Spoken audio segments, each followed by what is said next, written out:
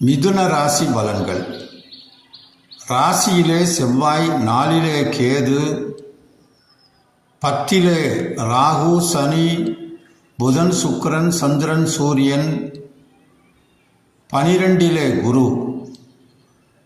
இந்த கிரக அமைப்புகளோடு விருச்சிக லக்ன வேளையில் இந்த சனி பெயர்ச்சி நிகழ்கிறது.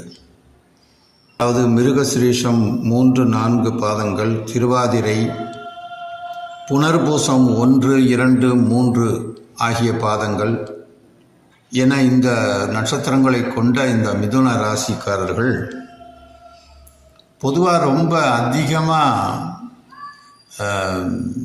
ஏதாவது ஒரு விஷயத்தை டீப்பாக திங்க் பண்ணுறது, இந்த மாதிரி பல நோக்கங்களை கொண்ட ஒரு எண்ணம் மிகுந்தவர்களாகவும், அதே நேரத்தில் இந்த கணக்கு இது போன்ற விஷயங்களில், அதாவது பெரும்பாலான மிதுன ராசிக்காரவங்களில் சில பேர் இந்த ஆடிட்டிங் சம்மந்தப்பட்ட விஷயங்களில் இருப்பாங்க. அப்படிப்பட்ட நபர்கள் ஆச்சார அனுஷ்டானங்களில் ரொம்ப நம்பிக்கை கொண்ட ஒரு நபர்களாகவும் இந்த மிதுன ராசிக்காரவங்க இருப்பாங்க. அவங்களுக்கெல்லாம் இந்த ராசிக்கு 10ஆம் இடத்துல சனி வந்திருக்கு. இந்த சனி பெயர்ச்சி அன்னைக்கு பொதுவாக ராசிக்கு 12ல் குருவும், 10ஆம் இடத்துல சனியும், அதே மாதிரி 10ல் ராகுவும், 4ல் கேதுவுமா இந்த மேஜரான இந்த மெதுவாக நகலக்கூடிய கிரகங்கள் அமைந்திருக்கின்றன. இந்த 10ல் சனி வந்தால் பதிகொண்டு அலையச் செய்யும்னு ஒரு பழமொழி உண்டு. 12 10 4 ஒன்றிற்றான் சனியனே இருந்தா நட்டந்தனமும்பார் சேதமாகும் தனிச்சிறை மானபங்கும் தன்னறிவாலே மோசம் மனைவிட்டு மாடிவிட்டு மறுநகர மேகுவானே என்று பாடப்பட்டுள்ளது. 10ஆம் இடத்துல சனி இருந்தால் ஜீவனபங்கம் ஏற்படும்னு பழமையான நூல்களில் குறிக்கப்பட்டிருக்கு. ஜீவனபங்கம்னா என்ன? உணவு, உடை, இருப்பிடம், பேசிக்கான ஒரு விஷயம், மனித வாழ்வுக்கு தேவையான விஷயங்கள். ஒரு உதாரணமாக வீடு இருக்குன்னா அதுக்கு ஒரு வம்பு வழக்கு ஏற்படக்கூடிய வாய்ப்புகள் உண்டு. அதுபோல் வீடு கட்டுறாங்கன்னா அது கொஞ்சம் சிக்கலில் இருக்கும். இந்த சிக்கல் தீர்றது இந்த ஒரு 2.5 வருஷத்துக்கு கொஞ்சம் தடுமாற்றமாக இருக்கும். அதே மாதிரி உத்தியோகத்தில் இருக்கிறவங்களுக்கும் சில தொல்லைகள் இருக்கும். உத்தியோகத்தில் பதவியில் பிரச்சனைகள், இடமாற்றங்கள், தொழில் மாற்றங்கள், இந்த மாதிரிலாம் நடக்கும். பொதுவாகவே இந்த ராசிக்கு 10ஆம் இடத்துல ஒரு கிரக யுத்தமான அமைப்பு.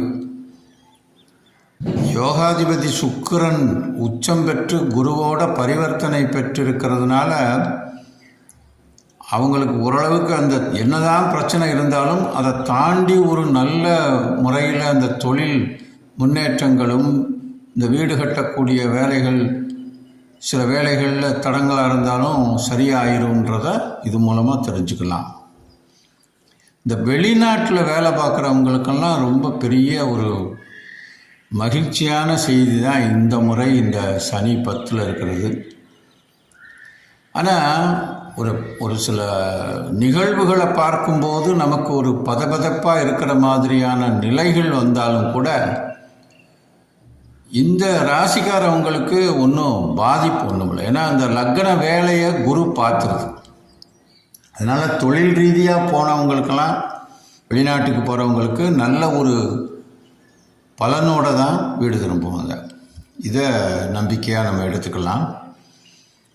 அதே மாதிரி இந்த வாகன யோகம், இந்த நிலபுலன் வாங்கக்கூடிய யோகங்கள், இந்த வீடு கட்டக்கூடிய யோகங்கள், அதுபோல் இந்த ஷேர் மார்க்கெட்டு, அதுபோல் இந்த சில வியாபாரங்கள், பிஸ்னஸ் பண்ணுறவங்க, இவங்களுக்கெல்லாம் கொஞ்சம் சிக்கல்கள் வந்து போகும்.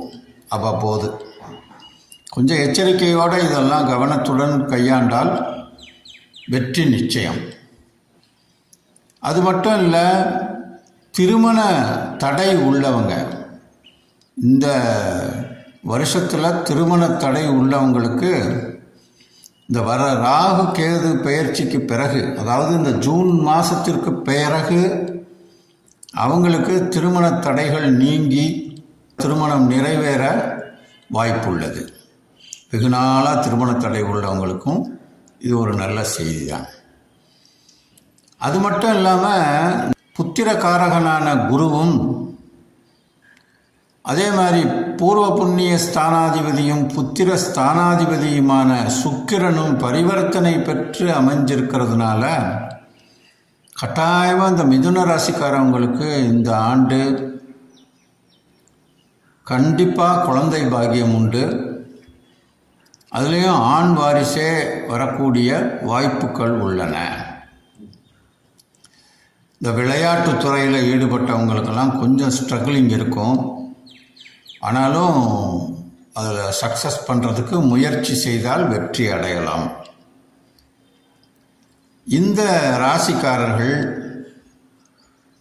பரிகாரமாக ஒவ்வொரு வாரமும் சனிக்கிழமை தோறும் ஆஞ்சநேயர் சன்னதியில் ஆஞ்சநேயருக்கு ஒரு அர்ச்சனை, இந்த மாதிரி சனி பீடையை விளக்கணும் அப்படின்னு சொல்லி அர்ச்சனை செய்தால் அவருக்கு உளுந்து வடை நிவேதனமாக வச்சு, பெரும்பாலானவங்க என்ன பண்ணுறாங்க, இந்த உளுந்த வடையை மாலையாக கோர்த்து பகவானுடைய கழுத்தில் போடுறாங்க. அது ஒரு சரியான முறை கிடையாதுன்றது என்னுடைய கருத்து. பெரியவங்க எதுக்காக அப்படி சொன்னாங்கன்னு தெரியல. மாலைக்குனே உள்ளது மலர்கள். எனவே மலர் மாலை அணிவிக்கலாம், நிவேதனமாக படைக்கலாம். உணவுப் பொருட்களை நிவேதனமாக பழமோ அல்லது உளுந்து வடையோ அல்லது சர்க்கரை பொங்கல் இதெல்லாம் ஆஞ்சநேயருக்கு ஒரு அர்ச்சனை செய்து வர சனியினுடைய அந்த பீடையிலிருந்து விலகலாம்.